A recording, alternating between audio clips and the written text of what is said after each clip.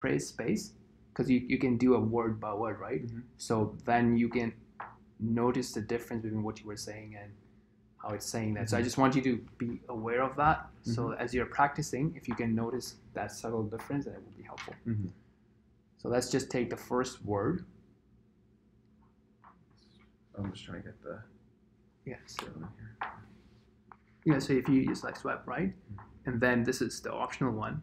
So we're gonna start with this. Is that an ad or some ad popped up? Okay, so how do I go back? Yeah, right. So we're starting from here, right? So if you just click on that. أعوذ. There you go, right? So you see that, because now the issue is if you read the transliteration, it's a bit tricky because it says DHU, right? So it's not do, but as you just said it, right? So say it again. أعوذ. Right, exactly. So just notice that DH is like the, vu. Sounds good? Okay, so I think that you got this is pretty good actually. أعوذ. Good. You want to try the next one? Billahi.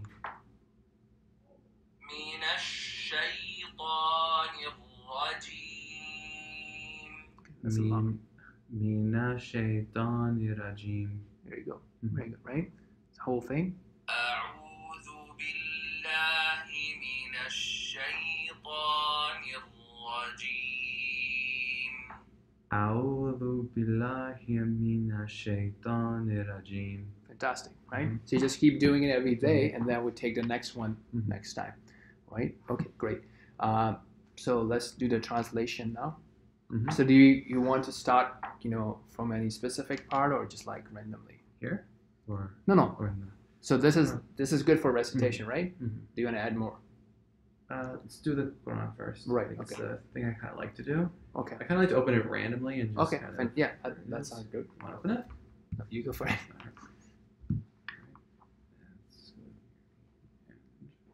There we go. Okay.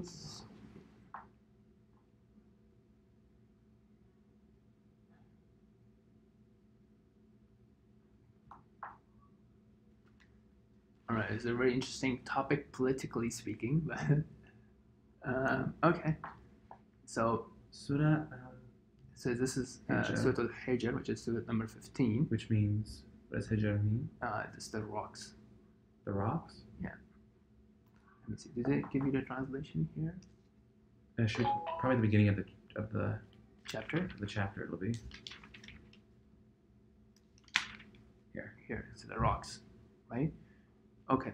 So basically, this is talking about the people of Lut, right, which was one of the prophets of Allah subhanahu wa ta'ala, Lut alayhi salam, and his people had, like, one of their major problem was basically same-sex relationships, right? So it's basically talking about those verses, and so yeah, we can go through them, or you could pick something else as well. But yeah, so we can just go through that if that comes up. Okay, let's begin. Is the translation in this Quran, do you know, is it a good one? Or? Oh yeah, this is a very good one actually. Yeah. Do you think, is this like do you know any other Qurans that probably have better translations, or do you think this one's the one? I really like it because it's well organized. Right. Yeah. I know where the English, because some of the other ones are like bulky, and I don't know which is which, but I think this one's just well. Yeah. So structured. There you go. Yeah. So also, like, different people, different things click to them, but if this is working for you, absolutely just keep it. Then let's keep going with that. So I've seen some translations, they're like this thick, and it's like, and the ayahs and the verses aren't even spread out. They're just kind of like a giant paragraph. Okay. Those, and there's Arabic too, or no? Sometimes. I've seen some here in the library, in the books in the prayer room. Okay. Yeah, so let me know when we go over there, like, just let me know which one or any. But if this is working for you, if this vocabulary fits you, then. Okay, so, all right, let's start here. And the inhabitants of the city came rejoicing at the news of the young men's arrival. Lot said, "Verily, these are my guests, so shame me not, and fear Allah and disgrace me not." They, the people of the city, said, "Did we not forbid you from entertaining or protecting any of the Alamin people, foreigners and strangers from us. Lut said, "These, the girls of the nation, are my daughters to marry lawfully, if you must act so. Verily, by your life, O Muhammad," in their wild intoxication, they were wandering blindly. As Saiha, torment, awful cry, overtook them at the time of sunrise, and we turned the towns of Sodom and Palestine upside down, and rained down on them stones of baked clay. Surely these are signs for those who see or understand or learn the lessons from the signs of Allah, and verily these, the cities, were right on the high road from Mecca to Syria, the place where the Dead Sea is now. Surely therein is indeed a sign for the believers, and the dwellers in the wood, the people of Madian, to whom the prophet Shu'aib was sent by Allah, were also Zalimun, polytheists and wrongdoers. We took vengeance on them. They are both on an open highway, plain to see, and verily the dwellers of Al-Hijr, the rocky tract, denied the messengers. And we gave them our signs, but they were adverse to them, and they used to hew out dwellings from the mountains, feeling themselves secure. But as Shihan overtook them the early morning of the fourth day of their promised punishment days, and all that they used to earn availed them not. Okay, so let me see 1 second. Yeah, so this is Al-Hijr, right? So that's the name of the surah, the chapter, and this is talking about the people of the Rocky Mountains, right? And the other, okay, so basically this thing, you know how you're reading this word, so as-sayha, right? And then they're translating it in the bracket as the torment, right? So this was like a loud cry, an awful cry. So sometimes they keep that Arabic word intact, and then they will give you the translation in the bracket. Okay, so far from here to here is basically what do you get from this, from here to here? Well, like you said, it's a description. Okay. Of Lud and the people of the condition of Al-Hijr at the time. All right. So what happened then? This is how they dug in because they thought they were secure. Right. Let's say the word of Allah and it sort of just gives a description of the people of Lut and like what they were like and how they denied the messengers, and they thought they were secure because they were able to build like a trench, and then it says they were rained, and it discusses the way they behaved. That was against what Allah required them to do. Okay. So yeah, so basically, so it's not talking about, I think, 3 nations already, right? So in this verses that you've picked, right, Allah subhanahu wa ta'ala is talking about how people were disobeying him and, you know, transgressing his limits, right? And then they were taken by this, you know, punishment that like took the entire nation away, right? Just like how it happened with the people of Noah, the entire nation was wiped out except the believers, right? Now, this is something that would not happen to the last ummah, the last nation of the Prophet Muhammad sallallahu alaihi wasallam. That is a dua from the Prophet sallallahu alaihi wasallam, and it's been accepted that not everybody would be wiped out together, right? And we do see these, you know, natural what we call natural disasters, right? Earthquakes, tornadoes, thunderstorms, and all these things. But at the end of the day, they're not like randomly happening things, right? This is a choice of Allah to put it in place at a specific time and for specific people, right? And a lot of the time this would happen because of the transgressions of people, right? Immorality and like, you know, indecency and all that sort of stuff. And this leads to these type of, you know, these type of local torments coming to people. And this is how it was happening to the nation of the past as well. So the question can be then, you know, there are people who are good within that torment, right? I mean, when something like that comes in, you know, not only the wicked people are affected, right? You have people, you know, who are children or who are like, you know, very innocent or good people, what have you, right? Sick, whatever. Yeah. So this is the thing, right? I mean, the consequences of some people also affects the good people as well, right? But the results are different, right? So somebody who is doing evil will meet his Lord with that package, right? Having denied Allah subhanahu wa ta'ala, transgressing the boundaries of Allah subhanahu wa ta'ala. And the good people that are wiped out with that, basically they will be meeting Allah subhanahu wa ta'ala with their good deeds and their innocency, right? And then they would basically be entering paradise. So which means in a sense that yes, their exit from this world was, maybe sudden, right? But it was a good exit. See what I'm saying? Mm-hmm. So, they made it, right? So, yes, they left this world, but now they're at a better place and they're enjoying in paradise. So everybody will be getting what they earned. Mm-hmm. Makes sense? Another thing, from another angle of looking at this, is when these type of calamities happen, is that then it opens the door for other people now, right? The ones who are slave, it opens the door for them to show kindness and show their generosity and to get closer to Allah subhanahu wa ta'ala because of that. So whether they be, providing aid, providing support, camps, food, water, what have you, so it gives you that opportunity, right? And the fourth angle of that is it gives them an opportunity to pay attention, to pay heed, right? That regardless of how modern we are, how modern the infrastructure is, we are dependent and humble on Allah subhanahu wa ta'ala.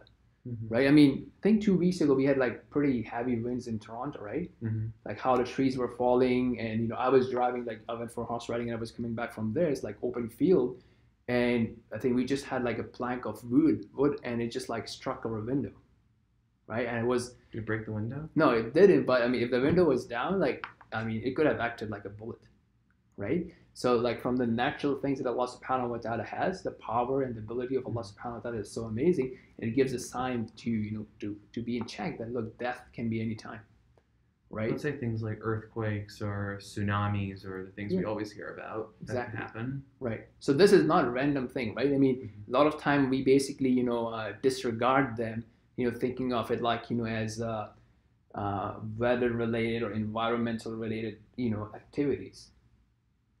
Right? Mm-hmm. But these are in fully control of Allah subhanahu wa ta'ala, right?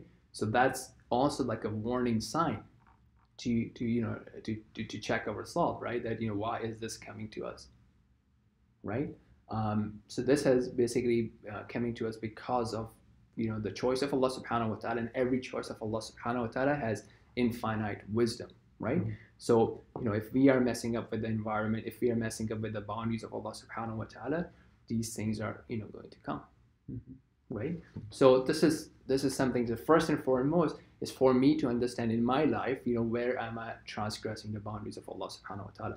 The number one of them is the 5 daily prayers, right? Am I making time for that? If I'm making time for that, what kind of consciousness I have, what kind of presence of heart do I have, right? And then moving on, how am I dealing with other people, in terms of transgressing against them in their financial matters, or my rights on my family or my parents or children or what have you. So all these things are combined together. This first is my self-checks, and then other people, and inviting other people to also be aware of who Allah is and Allah's message and the deen of Allah, and so on and so forth. Okay. Mm-hmm. All right. So any questions around that? So basically you would see part of Qur'an would be talking about these previous nations, and even though as Allah subhanahu wa ta'ala says here, right? Here, فَمَا أَغْنَى عَنْهُمْ مَا كَانُوا يَكْسِبُونَ. So whatever they used to earn availed them not. So all their power, their infrastructure, their wealth, their power, their manpower, their societal power, they did not avail them at all. So when the punishment came, it was just like boom, everybody was gone, right? Except those who Allah chose to be saved. So you would see that this is this type of theme would come as a warning, as something to learn lessons from, right? Now we are listening to these reports in Quran, we believe in it, right? But we also have these type of lessons in our own society. So yes, we did not observe them physically, but right now there are many things that we are actually observing in our times as well, which are similar to these. Mm-hmm. Well, the purpose of the story, just what I gather, it's to remind people or serve as a warning of what's right to observe in our lives, because none of us have been to this city.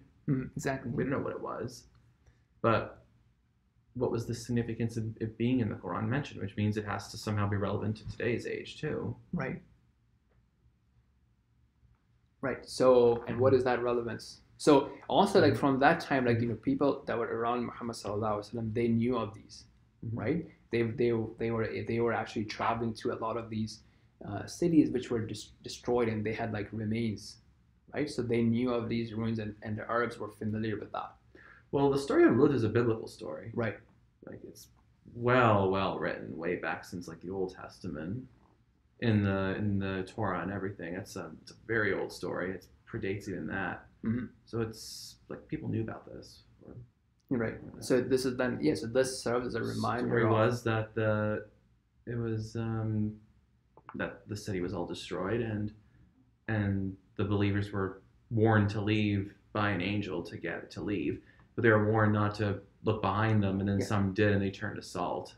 Yeah. So that part of them, looking. So yes, that part is mentioned here. Look. So if you go back a page. I mean, it's an old event. It predates probably all this, because of the time that the Torah was given, the event had already taken place. It sort of emphasizes from that point. Yeah. So then this is what you're talking about, the warning, right? This is like a page before, verse 65. Then travel in the part of night with your family, and you go behind them in the rear, and let no one amongst you look back, but go on to where you are ordered. Right? So this is basically, so that story is mentioned. The point being that now for us is this lesson of, that sins have consequences, right? And whenever immorality and indecency like spreads around a nation, you have like more diseases and more destruction that are coming in from different angles, right? So that's that. And then I think, so then you will see like a theme change. It's talking about like a separate topic. It's from verse 85. So let's continue a bit from here.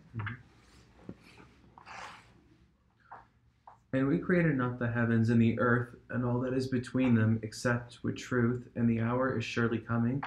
So overlook, O Muhammad, their faults with gracious forgiveness. This is before the ornament of jihad, holy fighting in Allah's cause. Verily your Lord is the all-knowing creator, and indeed we have bestowed upon you 7 of al-Mathani, 7 repeatedly recited verses, and the Grand Qur'an. Look not with your eyes ambitiously at what we have bestowed on certain classes of them, the disbelievers, nor grieve over them, and lower your wings for the believers. Be courteous to the fellow believers, and say, O Muhammad, I am indeed a plain warner. All right, good. So here,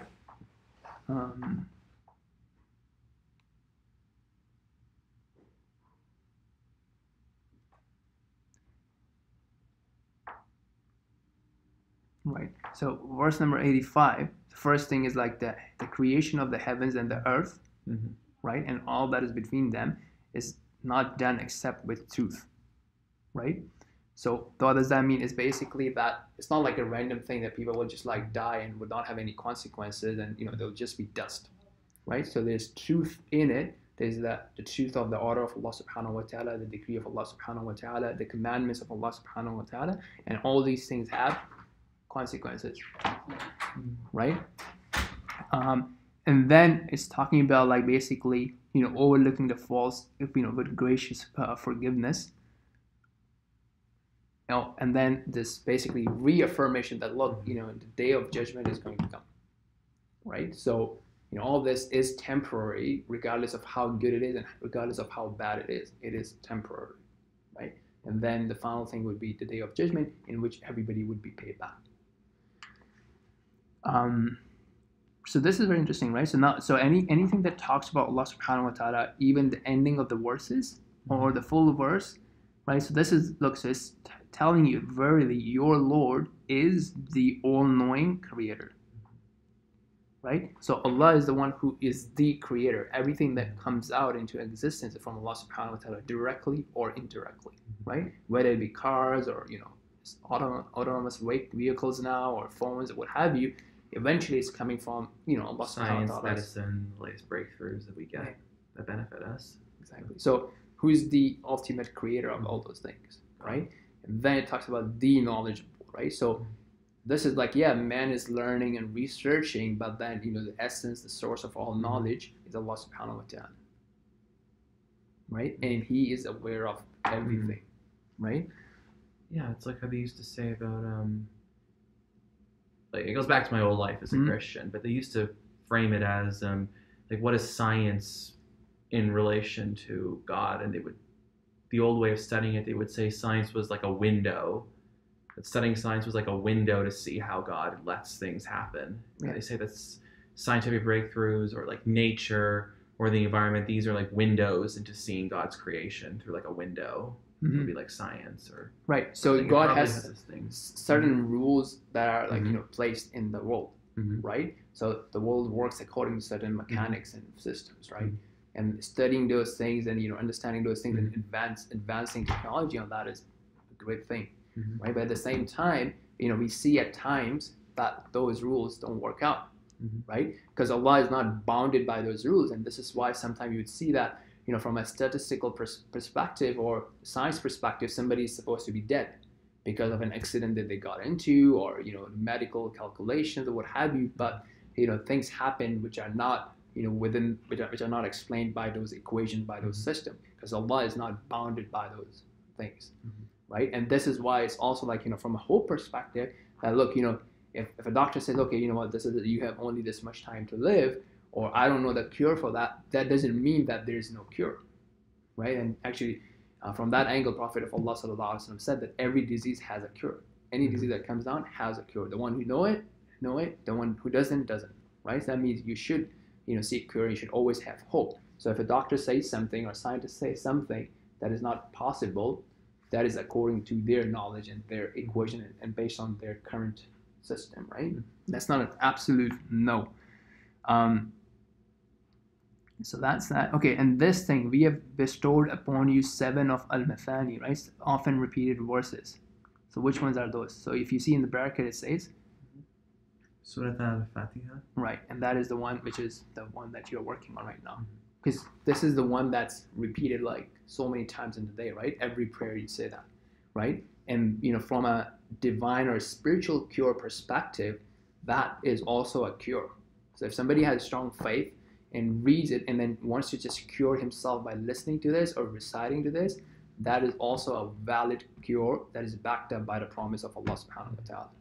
Which doesn't mean that, okay, I'm just saying, okay, just stick to this, don't go for medicine. I'm just saying that, medicine is from the scientific research on your body, right? But then everything else is just owned by Allah subhanahu wa ta'ala. And from that ownership and that knowledge, He has given that, if you read this, seeking cure, then Allah has also promised cure on that, right? So it can itself cure it. It can make the medicine more effective. So this is also a means of, curing. Okay. So we have given you that, and we've given you the Grand Qur'an.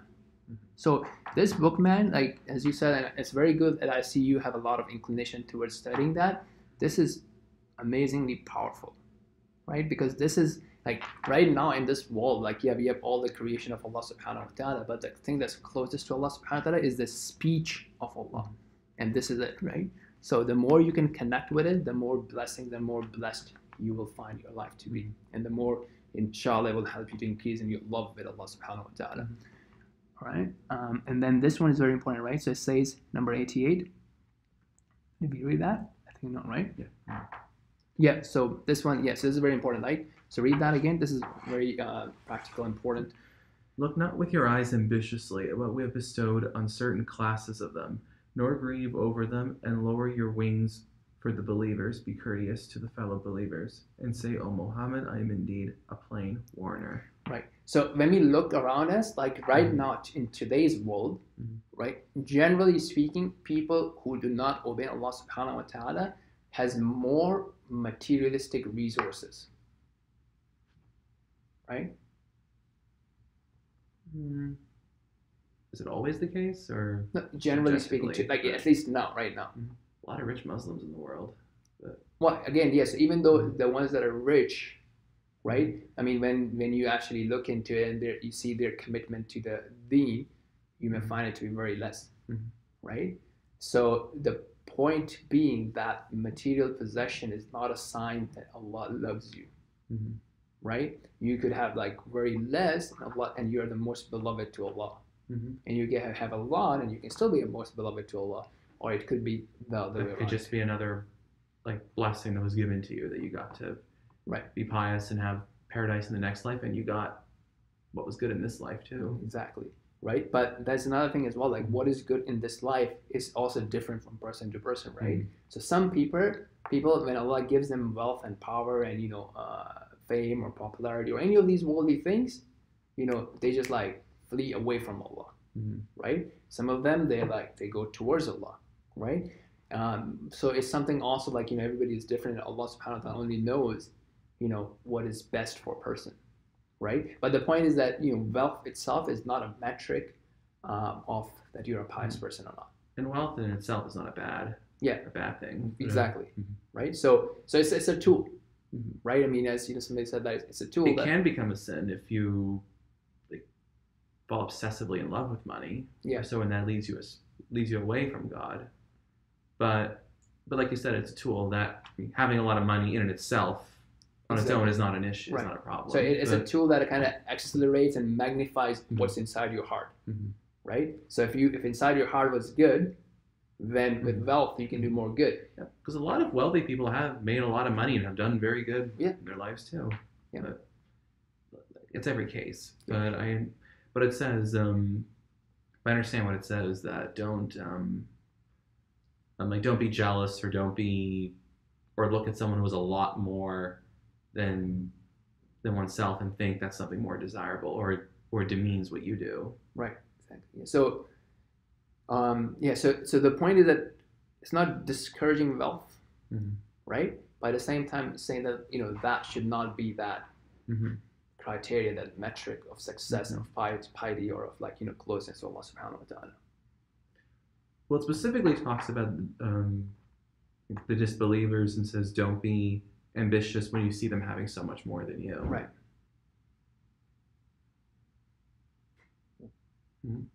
So which is again it's not in a sense of discouraging the worldly endeavors, right? But so actually this is so let's see.